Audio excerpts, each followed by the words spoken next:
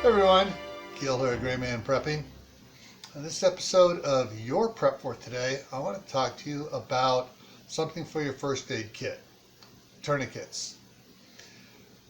Now, if you're like me, you know, the way tourniquets have come and gone over the years is kind of interesting.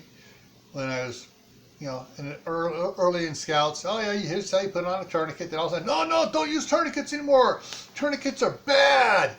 And then, well, all right, just use a restricting tourniquet so it doesn't totally cut the flow off. And you kind of release it and, on and off again so you get proper, so you don't get septic and you get, wash out the bad blood and stuff near the wound and stuff.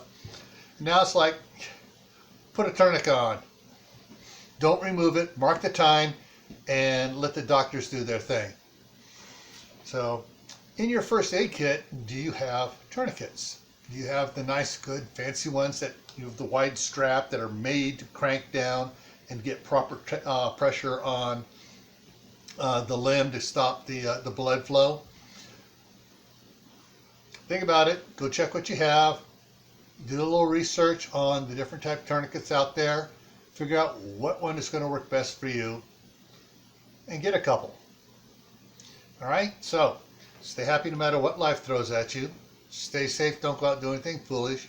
Keep adding to your preps: water, food, medicine, clothing, first aid supplies. Learn a new skill, like how to properly put a tourniquet on.